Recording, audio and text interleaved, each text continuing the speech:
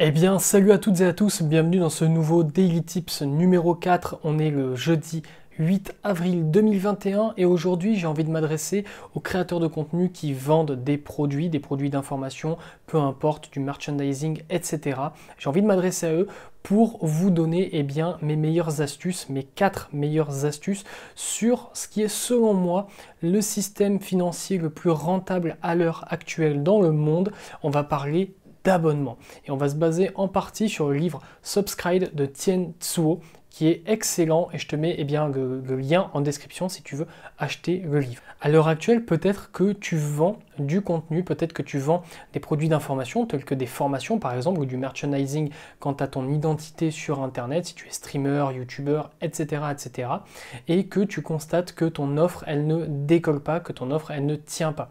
Et c'est peut-être tout simplement parce que ton offre elle n'est peut-être pas en adéquation avec les besoins de ton client. Dans cette vidéo, nous allons voir ensemble les 4 clés qui font que le business par abonnement est en train de dépasser très largement tous les autres business models au monde. Et les 4 clés que nous allons voir ensemble, ça va être que les services ont dépassé les produits, que la personnalisation dépasse la standardisation, que l'amélioration continue dépasse l'obsolescence et enfin que la flexibilité dépasse la propriété. Avant de commencer cette vidéo, je t'invite à t'abonner à la chaîne YouTube et à activer la cloche de notification. Si cette vidéo t'a plu, si tu es créateur de contenu et que tu as envie d'en vivre, ici on se retrouve tous les jours du lundi au vendredi pour un nouveau Daily Tips, une vidéo dans laquelle j'extrais mes meilleures connaissances issues de livres super intéressants pour proposer des astuces super pratiques à tous les créateurs de contenu qui me suivent. La première clé du business par abonnement qui en fait le business model le plus intéressant à l'heure actuelle, c'est que les services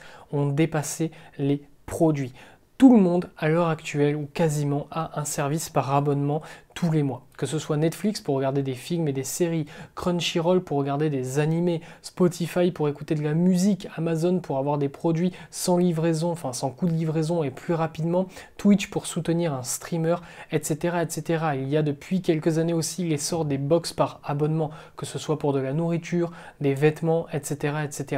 Les services dépassent chaque jour un peu plus les produits. Et la deuxième clé, c'est tout simplement que la personnalisation a dépassé la standardisation. Et je vais donner un exemple très simple. Imaginons que tu achètes un DVD. Si tu achètes un DVD, que tu aies une télé qui diffuse en 720p ou donc en HD, ou une télévision OLED plus LG machin à 10 000 € là, qui te fait une image de fou furieux, et bien si tu achètes un DVD, au final tu auras la même résolution à la fin. Et ça c'est un véritable problème. C'est ce qu'on appelle la standardisation. Le truc c'est qu'on n'a pas tous les mêmes besoins. Tous les clients n'ont pas le même besoin. Par exemple, Netflix propose 3 offres différentes avec un écran, 2 écrans et 4 écrans avec de la SD, de la HD et de la 4K UHD. C'est au final pour fit au maximum avec les attentes et les désirs des consommateurs. Quelqu'un qui n'a pas une télévision UHD 4K n'a pas besoin de prendre l'offre à Netflix qui propose la UHD 4K. Elle pourra se contenter d'une image en HD ou en SD. Tu comprends ce que je veux dire? Donc au final, la personnalisation c'est très bien, c'est très bon. Et si tu fais des produits par abonnement, tu vas avoir la possibilité de faire différentes offres, 3, 4, 5, 2, peu importe, où tu vas pouvoir proposer un service particulier pour chacune des personnes de ton audience qui vont avoir des désirs et des besoins différents. Et la troisième clé qui fait que l'abonnement est en train de surpasser les produits classiques, c'est que l'amélioration continue est de plus en plus préférée à l'obsolescence. L'obsolescence, c'est quoi? C'est tout simplement le fait que ton produit devienne obsolète plus le temps passe. Je vais reprendre le même exemple, on va prendre les DVD et on va prendre Netflix. Imagine que tu aies acheté un DVD en 2010. Ton DVD en 2010, il est sorti en HD. À l'heure actuelle, par exemple en 2015, il y a eu la Full HD qui est sortie. Je dis des dates au hasard, mais peu importe. En 2015, tu as la Full HD qui est sortie. Ton produit, il est devenu obsolète. Il est toujours en HD. Ton DVD, il ne peut pas step up, il ne peut pas upgrade en Full HD. Et en 2020, tu as la 4K UHD et là encore, ton DVD ne peut pas suivre cette amélioration technique, ce progrès et restera encore et toujours en HD.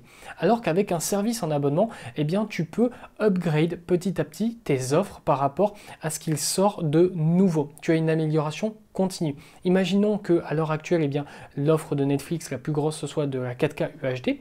Imaginons que dans 3 ans ou dans 5 ans, la norme, la plus grosse, la plus grosse qualité ce soit la 8K UHD, eh bien Netflix sortira très certainement une 4e offre sur la 8K UHD. Et ça va te permettre bien de t'améliorer en continu. Si tu as un abonnement comme ça, tu vas pouvoir tout le temps améliorer ton produit plutôt que de le faire devenir obsolète plus le temps va passer. La 4e clé de l'abonnement, c'est tout simplement que la flexibilité est préférée à la propriété. On va toujours prendre les mêmes exemples avec les DVD et Netflix. Imaginons que tu veuilles de la propriété. La propriété, disons que tu veuilles acheter des Blu-ray. Un Blu-ray, en 2018, je me suis renseigné, le prix moyen c'était 17 €. Tu vas donc acheter par exemple un Blu-ray tous les mois à 17 €. À la fin de l'année, ça va te coûter 204 € pour avoir 12 films seulement. Avec l'offre la plus chère de Netflix à l'heure actuelle en 2021, et je ne suis pas sponsorisé par Netflix, eh bien tu as 192 € à payer sur l'année, donc c'est moins cher, pour avoir un nombre infini, quasiment illimité, tu vois ce que je veux dire, il y en a vraiment beaucoup, de films, de séries, d'animés, etc. Donc déjà ça c'est un premier point qui fait que la flexibilité est préférée à la propriété. La propriété au final, eh bien, tu ne peux rien faire de tes DVD, tu vas en avoir 12 en un an pour 204 €, alors qu'avec une offre plus flexible, tu peux en avoir des milliers pour moins cher et pour autant de temps que tu le veux, tant que tu gardes ton abonnement. La deuxième raison qui fait que la flexibilité est préférée à la propriété, c'est le sans engagement. Maintenant, tous les abonnements, ou presque, sont sans engagement. On va reprendre l'exemple de tes DVD, de tes Blu-ray. Tes Blu-ray, tu les as achetés 204 €, les 12 en un an. Et ensuite, l'année d'après, et l'année encore après, peut-être que ces films, tu n'as plus envie de les revoir. Peut-être que ces films, finalement, ils t'ont pas trop plu. Ou qu'une fois que tu l'as vu une fois, tu n'as pas envie spécialement de le revoir. Qu'est-ce que tu en fais? Tu en as la propriété. C'est super, mais au final, tes Blu-ray que tu as payé 204 € les 12, ils vont finir dans un tiroir de ton meuble télé à prendre la poussière à tout jamais. Alors qu'avec une offre sans engagement, eh bien tu arrives, tu consommes X films que tu as envie de regarder, qui t'intéressent, et ensuite tu peux te désabonner. Tu as eu ton contenu, c'est bon, tu es content, et le contenu ensuite il repart directement à Netflix. Tu n'as pas des DVD à garder chez toi qui ne te servent absolument à rien. Et si tu veux t'en débarrasser, qu'est-ce que tu vas faire? Eh bien tu vas aller à Easy Cash, tu vas les revendre 1 ou 2 €, et au final tu auras perdu beaucoup d'argent. La troisième clé de la flexibilité, devine c'est quoi? C'est la flexibilité des offres. Tout simplement. Lorsque tu as une flexibilité au niveau des offres, tu te sens beaucoup plus libre. Et je vais te donner un exemple très simple. Imaginons qu'à l'heure actuelle, tu es célibataire et que tu as l'offre de Netflix pour un seul écran à 8 € par mois. C'est formidable, tu regardes ton contenu, tu es content. Mais un beau jour, tu rencontres ton âme sœur. Et ton âme sœur, elle adore les films et les séries, les animés, exactement comme toi. Et elle adore Netflix. Et elle a aussi un abonnement à 8 € par mois pour un écran. Ça fait 16 € à deux. Ça ne sert pas à grand chose. Qu'est-ce que tu fais? En grand gentleman que tu es, eh bien tu vas tout simplement passer ton abonnement Netflix à 2 écrans. 2 écrans, ça va te coûter 12 € par mois. Le problème, c'est qu'un jour, un mois plus tard, patatras, rien ne va plus. Cette personne vient de critiquer ta série préférée. Ni une ni deux, tu la quittes. Et qu'est-ce que tu fais? Tu repars à ton abonnement à 8 € par mois pour un seul écran. L'exemple est un peu foufou, mais tu vois ce que je veux dire. Tu peux passer à 2 écrans, le mois d'après repasser à un écran, le mois d'après passer à 4 écrans, puis revenir à un écran, etc. C'est ça, la flexibilité. Alors que quand tu as ton DVD chez toi, qu'est-ce que tu fais? Tu le découpes en deux? C'est pas une bonne idée. Pour faire un bref récapitulatif de pourquoi tu devrais passer à une offre par abonnement plutôt qu'à une vente de produits direct, bien ancré, si ton offre à l'heure actuelle ne fonctionne pas super bien. Premièrement, on l'a vu, les services sont de plus en plus préférés aux produits. Donc si ton produit ne marche pas trop, dirige-toi peut-être vers un service par abonnement. Deuxièmement, ce qu'on a vu, c'est que la standardisation, ça marche plus trop et que les personnes préfèrent vraiment avoir une personnalisation. Imagine que tu vends un produit, par exemple une formation à 100 €, mais que quelqu'un n'a que la moitié de la formation qui l'intéresse.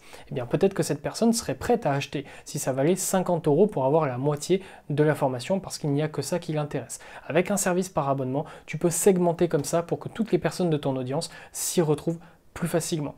La troisième chose, c'est qu'on a vu que l'obsolescence, c'est plus trop d'actualité, que les gens préfèrent avoir une amélioration continue. Donc si ton produit, tu le vends et qu'à l'heure actuelle, eh bien, il est super intéressant, mais que les gens se disent que dans 2 ans, il servira plus à rien, eh bien, peut-être que les gens ne vont pas avoir envie d'acheter ton produit, ils vont préférer avoir un produit qui va s'améliorer plus le temps va passer. Et enfin, quatrièmement, la flexibilité est vraiment privilégiée à la propriété. Le fait d'avoir un produit figé dans le temps, c'est pas forcément incroyable, alors qu'avoir quelque chose qui est flexible, quelque chose que tu vas pouvoir modeler en fonction de tes envies, ce mois-ci tu as besoin de ça, eh bien tu vas acheter ton produit, ton abonnement pour ça. Et peut-être que le mois d'après tu auras besoin d'un petit peu moins, eh bien tu vas réduire ton abonnement, payer un petit peu moins et toujours garder les avantages qui te tiennent à cœur. Et dans 2 mois ou dans 3 mois ou dans 6 mois, peut-être qu'il t'en faudra plus, eh bien à ce moment-là tu vas augmenter ton tarif d'abonnement. Donc voilà, ça c'est la flexibilité et c'est super important. Cette vidéo est donc maintenant terminée, j'espère qu'elle t'a plu, j'espère qu'elle t'aura apporté de la connaissance, j'espère que si à l'heure actuelle ton offre de produits ne fonctionne pas forcément, eh bien je t'ai apporté les meilleures connaissances possibles sur le pourquoi du comment. L'abonnement, c'est vraiment l'avenir du business en ligne et du business tout court, j'ai envie de te dire. Si cette vidéo t'a plu, eh bien n'hésite pas à t'abonner, à activer la cloche de notification. Si tu es créateur de contenu, ici tu retrouveras tous les jours du lundi au vendredi à 11 h une vidéo qui te sera absolument dédiée, qui va t'apporter les meilleures astuces possibles sur tout un tas de sujets. N'hésite pas à liker, à commenter pour me dire ce que tu en as pensé, me donner peut-être un livre que tu as envie que je traite prochainement dans une nouvelle vidéo, à partager avec un ami à toi qui est également créateur de contenu. En tout cas, nous on se dit à demain, vendredi pour une nouvelle vidéo. Restez fort, restez focus. Tchuss.